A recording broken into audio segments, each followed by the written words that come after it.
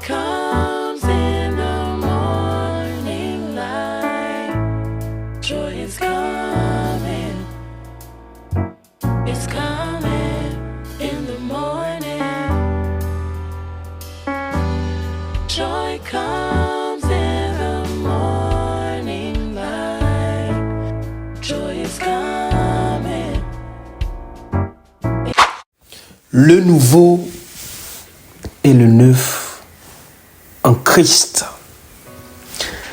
Salutations à tout le monde. C'est un réel plaisir de partager avec vous toujours le message du Christ crucifié, mort, ressuscité, qui revient bientôt juger le monde entier.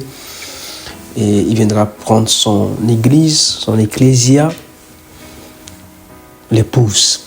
Prépare-toi à la rencontre de ton maître, Jésus-Christ de Nazareth. Donc c'est David, toujours en mission pour le Seigneur. Et j'aime bien quand tu écoutes aussi ce que Dieu veut te dire. Dans l'humilité, nous voulons tous écouter. Père, inspire la parole de notre bouche et toutes les paroles qui sortiront de notre bouche viennent de toi. Ouvre nos entendements à écouter ton message. Humblement, Seigneur, utilise-moi encore pour parler à ton peuple et que l'honneur te revienne dans le nom de Jésus. Amen. Le nouveau et le neuf en Christ. Le nouveau, c'est ce qui vient d'apparaître pour la première fois. Pour la première fois. Vous savez, il y a la peur de l'inconnu. Quand une nouvelle tête, une nouvelle personne arrive dans un groupe, dans une équipe, dans une entreprise, dans une église, dans une assemblée, dans une rencontre, il y a la peur de l'inconnu. Qui est cette personne? D'où vient-elle? Quel est son passé? Ça résonne dans notre tête. Et c'est normal, c'est naturel. L'homme, il est conçu comme ça. Et certaines personnes m'ont dit qu'ils sont un peu allergiques à des nouvelles personnes. Mais ce message va te délivrer dans le nom de Jésus-Christ. Une nouvelle chose, des nouveaux cieux, nouvelle terre, nouvelle créature, nouvelle nature. Tout ça, ça a été dit de Genèse jusqu'à Apocalypse. Un nouveau homme. Ce Dieu n'aime pas ce qui est vieil. Déjà le vieil homme. Il a dit de se dépouiller du vieil homme. Les anciennes choses sont passées. Vous voyez, Dieu n'aime pas les anciennes choses. Et il ne veut pas aussi que tu te fiches parce que tu as des anciennes choses. Mais il faut que tu acceptes la nouvelle ou le nouveau. Amen. Donc le nouveau est défini comme ce qui est connu depuis peu et qui a apparu récemment. Dieu, quand il veut annoncer, il annonce des nouvelles choses qui vont arriver. Il y a des anciennes choses qui sont là, mais il annonce des nouvelles choses qui vont arriver. Nous allons lire Ésaïe chapitre 43, le verset 18 à 21. Ésaïe chapitre 43, le verset 18 à 21. Ne pensez plus aux événements passés et ne considérez plus ce qui est ancien. Voici, je vais faire une nouvelle chose sur le point d'arriver. Ne la reconnaîtrez-vous pas? Je mettrai un chemin dans le désert et des fleuves dans la solitude. Les bêtes des champs me glorifieront, les chacals et les autruches, parce que j'aurai mis des eaux dans le désert, des fleuves dans la solitude, pour abreuver mon peuple, mon élu. Verset 21. Le peuple que je me suis formé publiera mes louanges. J'aime bien la fin. Le peuple que je me suis formé publiera mes louanges. On est créé à l'image et à la ressemblance, mais on est formé en Christ. Est-ce que je peux répéter encore cette parole?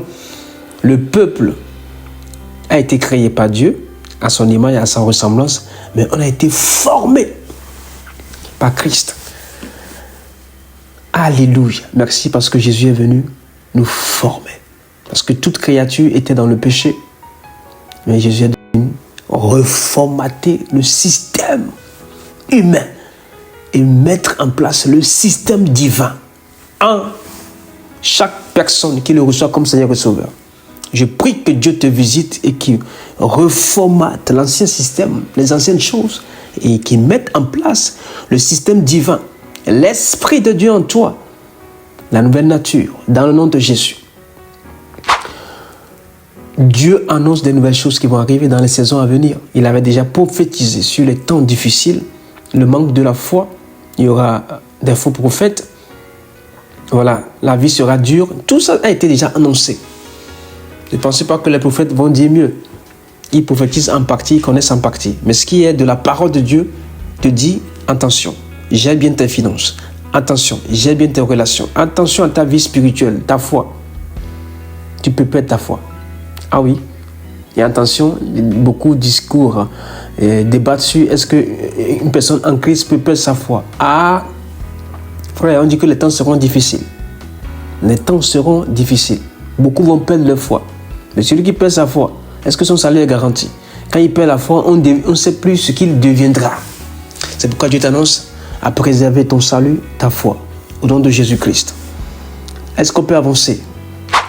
Dieu veut faire apparaître des nouvelles choses, c'est-à-dire des nouveaux projets, de nouvelles visions attachées à son plan divin. Pour toi et pour moi, qui sommes en Christ. Mais nous devons les reconnaître. Nous devons connaître le chemin emprunté avec ses projets, ses visions.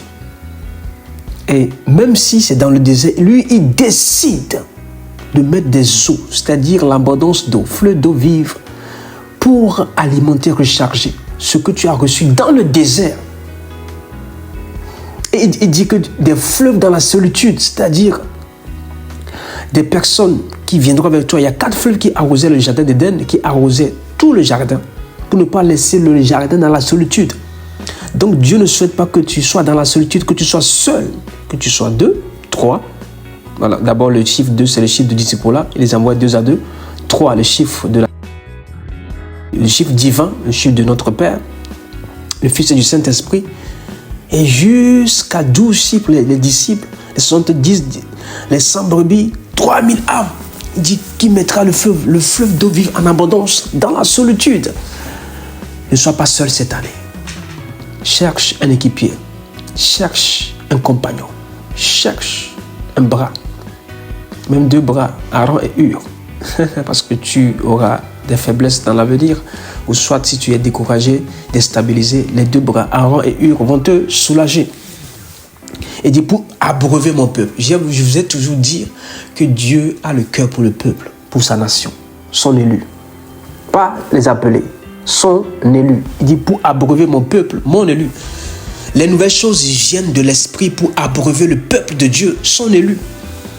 Il y a beaucoup d'appelés, mais peu sont élus. Sois dans l'élection, frères et sœurs. Ne sois pas dans la foule, mais sois dans l'élection. Et tu seras abreuvé. Abreuvé des sources divines. Abreuvé de la nourriture solide par l'Esprit de Dieu. Que Dieu t'abreuve au nom de Jésus. Que ta soif soit étanchée dans le nom puissant de Jésus. Et publie les louanges de Dieu. Nous sommes des corps, une habitation, le temple du Saint-Esprit. Nous ne pouvons pas laisser l'esprit ancien, qui était l'esprit esclave, l'esprit qui nous emprisonnait, l'esprit qui dominait négativement, je parle, mais nous voulons l'esprit nouveau, un esprit nouveau du Saint-Esprit. Vous savez, il y a les disciples qui ont entendu jusqu'à l'arrivée du souffle, du Parakletos, du Saint-Esprit et du feu. Ils pouvaient utiliser l'ancien système de l'esprit, c'est-à-dire marcher, voilà, selon leur volonté, leur émotion, leur connaissance. Mais ils ont entendu dans la chambre haute, l'esprit nouveau est venu. Il a soufflé sur eux avec un vent impétueux, rempli de feu. Je prie que le Saint-Esprit souffle sur toi un vent rempli de feu. Et Ézéchiel, le prophète, l'avait déjà prophétisé. Ézéchiel chapitre 11, le verset 19 nous dit « Je leur donnerai un même cœur, je mettrai en vous un esprit nouveau. J'ôterai de leur corps le cœur de pierre et je leur donnerai un cœur de chair. » L'esprit nouveau, ou le Saint-Esprit renouvelé, vient et ôte le cœur de pierre. Et vous avez enseigné sur le cœur de pierre. C'est le cœur rocailleux, un cœur dur, un cœur inaccessible, imperméable de la parole. Il n'aime pas que la parole, esprit et vérité viennent dans son cœur. Donc le cœur devient un cœur de pierre. Un cœur inaccessible, imperméable. Que Dieu délivre ton cœur. Il dit de protéger ton cœur plus que toute autre chose. Mais que ton cœur s'ouvre à la délivrance, à la libération. Que ton cœur accepte la vérité. Il dit, je mettrai en vous, par l'esprit sûr, parce qu'il y a l'esprit sur nous, l'esprit en nous et l'esprit qui travaille avec nous. Les trois dimensions de l'esprit. L'esprit sur nous, en nous et avec nous. Mais ici, Ézéchiel prophétisait ce que le Saint-Esprit devait faire dans Actes chapitre 2. L'Esprit vient en eux. Quand nous recevons Jésus comme Seigneur Sauveur, l'Esprit vient en nous. Et il prend toute la place. Et nous prions maintenant. Comme Jésus est venu ôter le péché du monde, il ôte aussi le cœur des pierres. À l'instant même, je parle. Que Jésus ôte tout cœur de pierre. Les cœurs incrédules, les cœurs méchants, les cœurs mal intentionnés, les cœurs qui manquent de sagesse, qu'il ôte ces cœurs et mette le cœur de l'esprit. Alléluia. Et il faut le renouvellement. Je prie que Dieu te renouvelle par son esprit. Le renouvellement divin, le renouvellement de la puissance, de l'onction, une onction fraîche dans le nom de Jésus. Une onction renouvelée, l'Esprit de Dieu renouvelé, la puissance renouvelée. Vous prenez une voiture, vous manquez d'essence, vous allez vous planter à mi-chemin. Vous aurez une panne sèche. Mais quand vous avez l'essence, c'est-à-dire le bon en plus, parce qu'il y a différentes sortes d'essence. Il y a le diesel, l'essence 95, 98. Voilà, mais si tu prends le diesel, quand le moteur est essence, tu bousilles tout. Quand tu prends le faux évangile, la fausse prophétie, tu bousilles tout le système. Tu bousilles ta foi, ta conviction. Alléluia. Et il faut aussi l'huile. L'huile, des fois, l'huile est sale dans la voiture et il faut la vidange. La vidange, c'est le renouvellement de l'esprit. Est-ce que vous voyez un peu la voiture, le fonctionnement de la voiture? Nouvelle huile et nouvelle essence, nouveau carburant, mais le bon carburant. Et la bonne huile aussi. Des fois, il y a certaines huiles qui font fumer la voiture. Prends la bonne huile, l'huile du Saint-Esprit, dans sa parole. Alléluia, parce que les gens, ils prennent de l'huile un peu partout. Chez différentes sortes de pasteurs, chez différentes sortes de ministères. Bien aimé, que Dieu t'ouvre les yeux à prendre la bonne huile pour cette saison. Sois renouvelé dans le nom de Jésus-Christ. Nouvelle huile, nouvelle régénération au nom de Jésus-Christ. Vous savez, Dieu veut nous révéler, nous régénérer. Je lis un passage dans Tite chapitre 3, le verset 5. S'il nous a sauvés, non en cause des œuvres de justice que nous aurions faites, mais selon sa miséricorde, par le baptême de la régénération et le renouvellement du Saint-Esprit. Voilà. Le baptême nous régénère. Nous régénère. Pourquoi les gens ne veulent plus le baptême? Le baptême par immersion. Les gens veulent le baptême, mais ils ne veulent pas le baptême par immersion. Je ne comprends pas. Jésus a été baptisé par immersion. Ton sauveur a été baptisé par immersion. Tu veux me dire quoi? Écoute-moi, tu veux me dire quoi? Chrétien, ancien chrétien, chrétien religieux, tu veux me dire quoi? Il est baptisé par immersion. Toi, tu veux contredire quoi? Tu es plus fort plus que le maître. Tous les disciples ont suivi le même baptême. Et tous les apôtres ont suivi. Et quand on en parle, vous voulez nous débattre. Il n'y a pas à débattre. Jésus, on l'a plongé dans l'eau. Tout le corps est rentré. Vous savez pourquoi tout le corps est rentré? Quand on parle du renouvellement, par le baptême, on ne peut pas renouveler que les pieds et la tête, ou les mains, ou les ongles. Il faut que tout rentre dans l'eau. Immergé. Baptisos veut dire immergé, plongé. Allez, prenez les disciples et plongez-les. Je vous donne l'ordre. Allez, prenez-les, plongez-les. Ancien baptême ou baptême selon l'église ou non, baptisé comme Jésus a été baptisé. Vous n'aimez pas mon message, hein? Moi je prêche l'évangile de Christ. Alléluia. Sois encouragé, c'est des vérités à accepter. Tu veux le renouvellement, le vrai renouvellement, la régénération par le baptême. Ça a été dit dans Tite chapitre 3, verset 5. Alléluia. Et quand on est baptisé, on a un commandement nouveau. Pas un commandement ancien.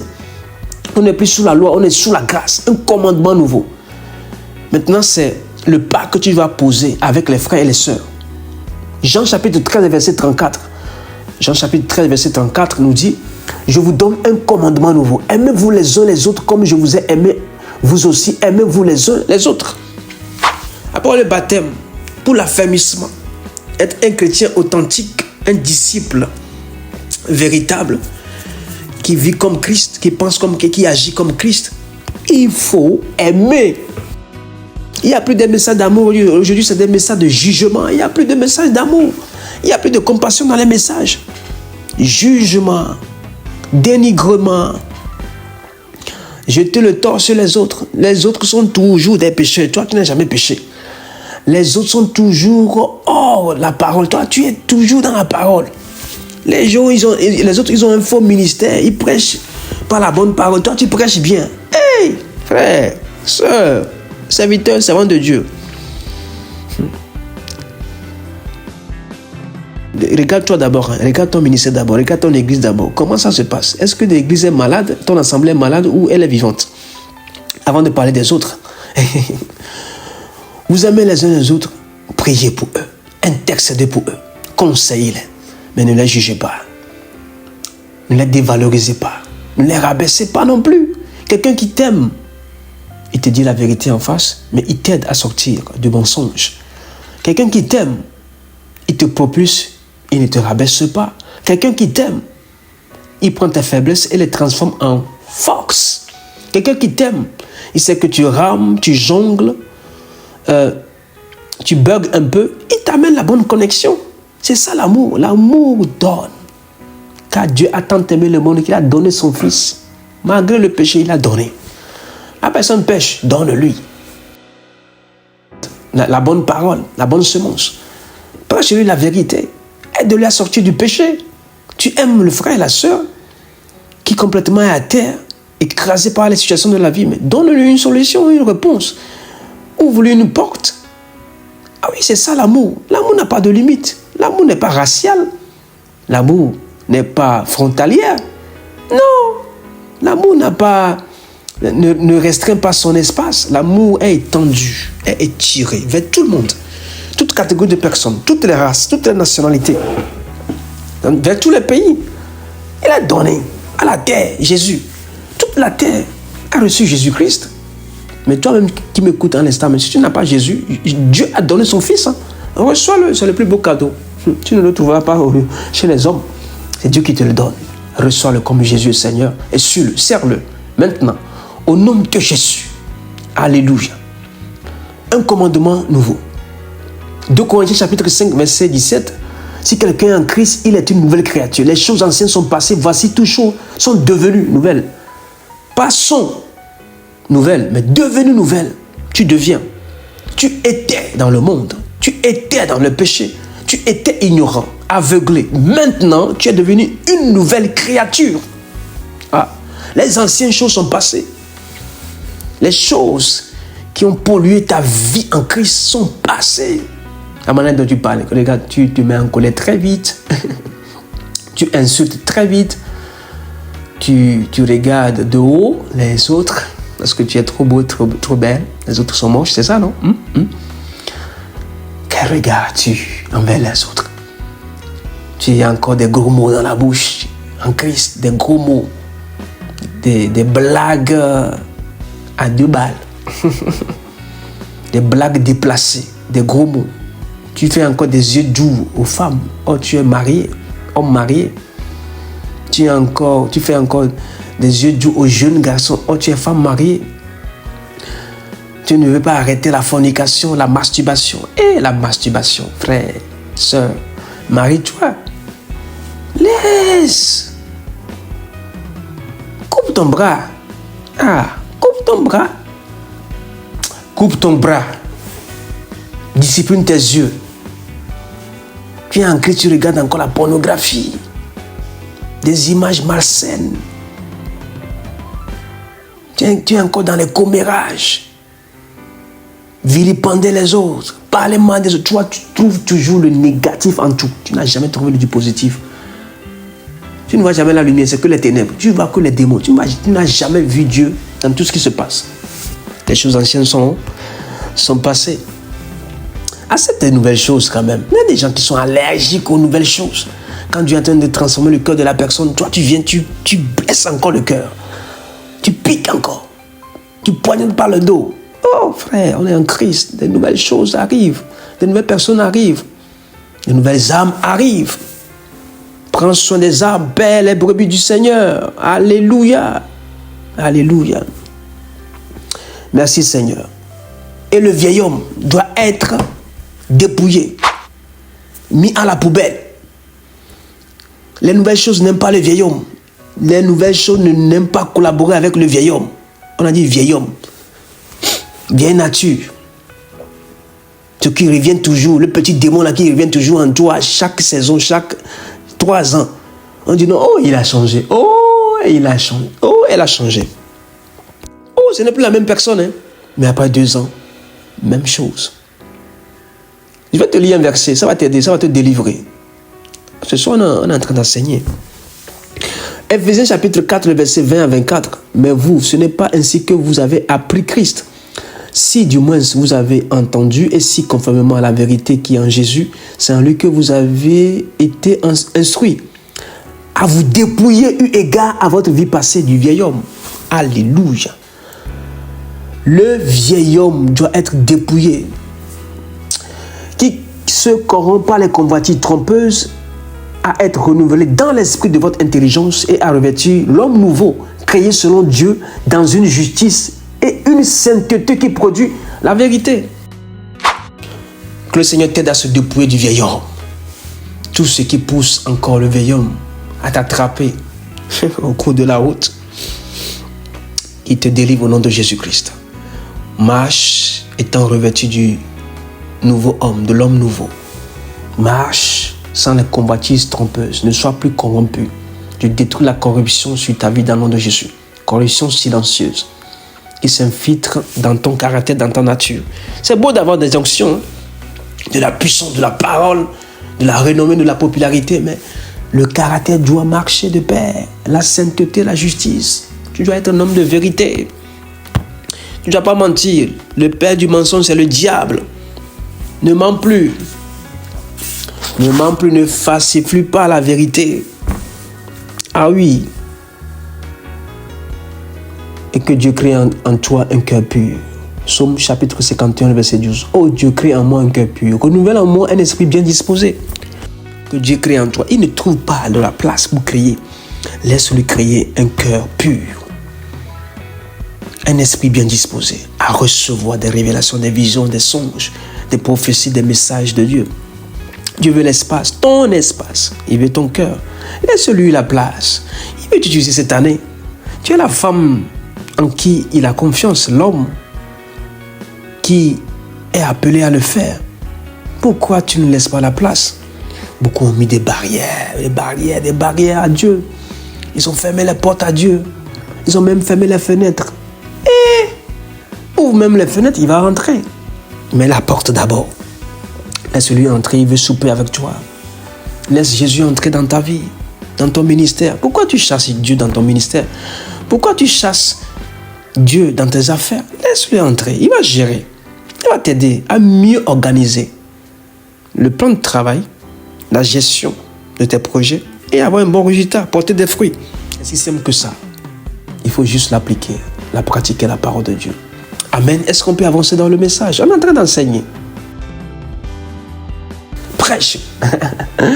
Alléluia. Colossiens chapitre 3, verset 10 à 11. Et ayant revêtu l'homme nouveau qui se renouvelle dans la connaissance selon l'image de celui qui l'a créé, il n'y a ici ni grec, ni juif, ni circoncis, ni incirconcis, ni barbare, ni scythe, ni esclave, ni libre, mais Christ est tout et en tout. Différence. Il n'y a pas de différence. Quand vous venez à Christ, c'est-à-dire ton origine, ta nationalité, ta race, tes petites cultures, traditions, sont noyées en Christ. C'est-à-dire Christ les avale et fait de toi un homme nouveau, une femme nouvelle. C'est-à-dire tu gardes quand même l'origine, c'est-à-dire tes racines, mais Jésus-Christ devient ta racine, ta fondation première, ta priorité. Et tu reflètes Christ même étant dans une nationalité, dans une communauté, même avec ta race, ta peau, tu reflètes Christ, on ne verra plus la nation dans laquelle tu es sorti, mais on verra Christ qui est dans ta nation. Parce que Christ passe maintenant par toi pour se révéler au monde. Car le monde attend avec un ardent désir la révélation des fils et des filles de Dieu.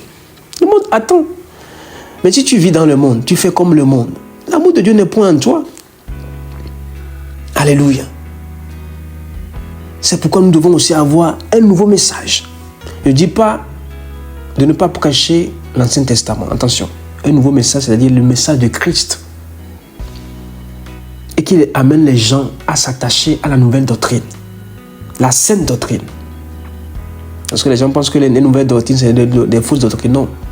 La sainte doctrine, elle est ancienne, elle est nouvelle en même temps. C'est-à-dire c'est une ancienne qui se renouvelle de chaque saison.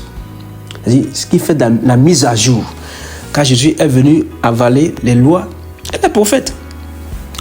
Il n'est pas venu pour abolir la loi, mais pour l'accomplir. C'est pourquoi je dis que c'est une nouvelle doctrine, une sainte doctrine, mais qui est mise à jour. L'ancienne est mise à jour.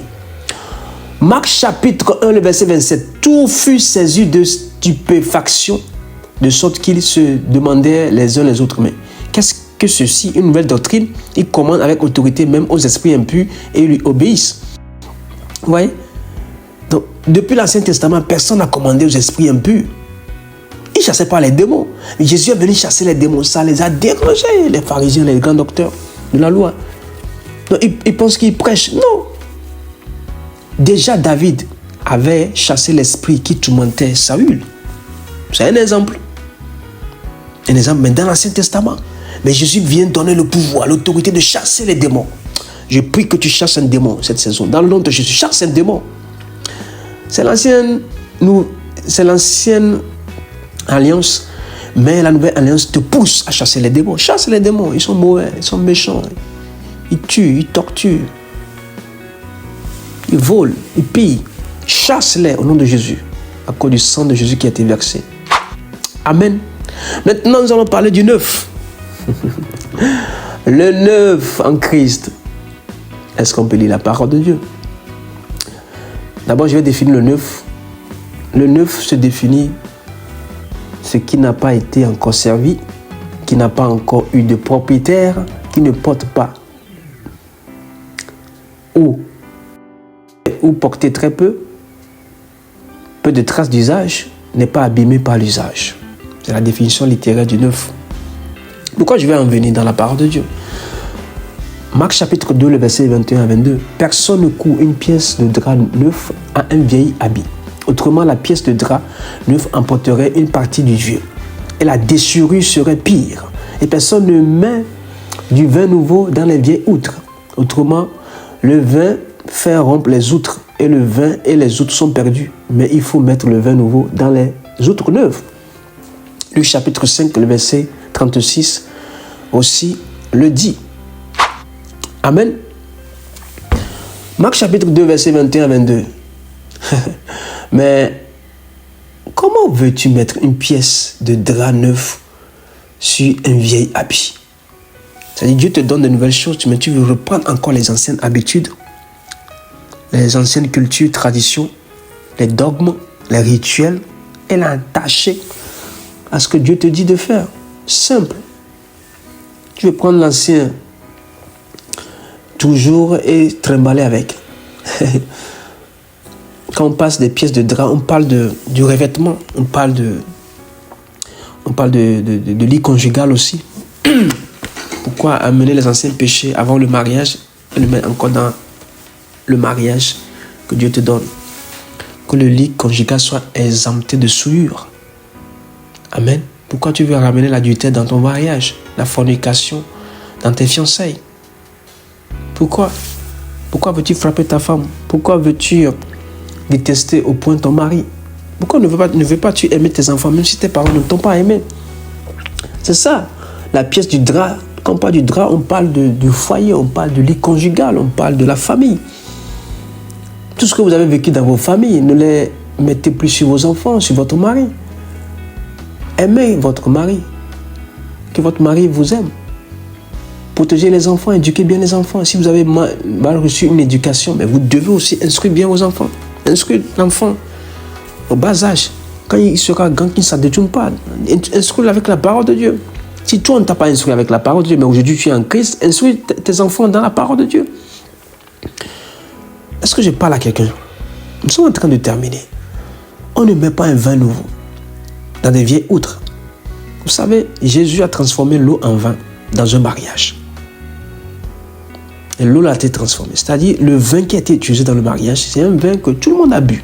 Tout le monde. Mais le producteur n'était pas Jésus. C'était un homme. Mais Dieu maintenant, par son Fils Jésus-Christ, était le producteur. Il a donné une parole. Remplissez les vases. Il y avait 6 vases. 6, le chiffre de l'homme.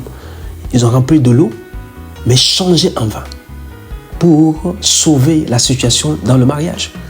Tous criaient, on n'a plus de vin. Voilà, l'organisateur était troublé. Il y avait un manque. Mais Jésus voulait combler le manque. Le nouveau vin vient combler le vide. Le nouveau vin veut des nouvelles outres. Il ne faut jamais mélanger l'ancien système au nouveau. Ce vin est un vin miracle. Un vin changé sur la parole de Dieu. Sur la parole, Pierre a pêché des poissons nouveaux, mais avec les mêmes filets. Hein. C'est pourquoi le filet est rompu. C'est pourquoi on demande ici. Ça peut rompre les autres. Et c'est nouveau. C'est-à-dire, quand c'est sur la parole de Dieu, non, ça brise les anciennes outres. Le vin nouveau doit rester dans des outres neuves. Je prie que Dieu te donne le neuf et que tu mets le vin nouveau. Le vin, c'est le changement de couleur de tout ce que tu as. Il faut que tu donnes ta couleur, ta vraie couleur cette année. Hein. Tu prends l'eau, tu le changes en vin. Le miracle. Il faut que tu vives le miracle. Vis le miracle, frère. Vis le miracle, soeur. Pasteur, vis le miracle dans ton ministère. Assez de voir toujours l'ancien vin, rien ne se produit, il n'y a pas de résultat, il n'y a pas de fruit. Tu es toujours bloqué, tu es toujours en train de se questionner, est-ce que Dieu est encore avec moi? Dis, prends le nouveau vin, mets dans les autres neufs. C'est simple, mais c'est juste, il faut être en action. Amen. Et ce qui m'a touché, quand Jésus était mort, on ne l'a pas mis dans un tombeau ancien, un tombeau neuf. Je vous le lis s'il vous plaît. Il y a un disciple qui a été préparé pour ça. Il y avait un Joseph qui a été préparé pour envelopper Jésus dans un tombeau neuf. C'est prophétique. Matthieu chapitre 27, le verset 59 à 60. Matthieu 27, 59 à 60. Joseph prit le corps, l'enveloppa dans un linceul blanc, et le déposa dans un sépulcre neuf, et qui s'était fait tailler dans le roc, puis il roula une grande pierre à l'entrée du sépulcre, et il s'en alla. Bien-aimé, je vous en supplie. Joseph ne voulait pas mettre le maître Jésus-Christ dans un ancien tombeau. Jésus, il a apporté une nouvelle création. Il a refait la création. Il ne peut pas mourir dans l'ancien tombeau. Non. On l'a mis dans un sépulcre neuf. Là où on te mettra, ça sera encore neuf. Tu te contentes trop sur les anciennes choses. La vieille entreprise, ton vieux ministère là qui ne décolle jamais, qui ne rebondit jamais, qui n'a pas d'impact. Mais Dieu veut te donner le neuf. Reçois-le dans le nom de Jésus. Reçois-le dans le nom de Jésus-Christ. Reçois-le. C'est difficile pour toi. Mais Dieu va t'obliger à recevoir le neuf. Je t'en supplie. Reçois le neuf. Reçois de nouvelles choses. Il suffit de croire. Garde la foi et reçois-les. Dieu a préparé en avance cela pour toi. Mais toi, ouvre la porte de ton cœur et reçois-les. Par la foi. De nouvelles choses, le neuf. De nouvelles choses, le neuf. Au nom de Jésus. Que Dieu te bénisse. Ça te fera du bien. Ça te fera du bien. Quand c'est nouveau, ça sent plus bon. Le neuf. Essaie d'aller voir les concessionnaires. Tu vas goûter au neuf. Tout ce qui est nouveau. Va à la maternité, prends le nouveau bébé, tu verras. toujours chaud, beau. Va dans le magasin, prends un habit neuf, joli, propre. Va dans les magasins, des meubles neufs, toujours. Une nouvelle maison qui est construite, rentre dedans. C'est pas la même odeur.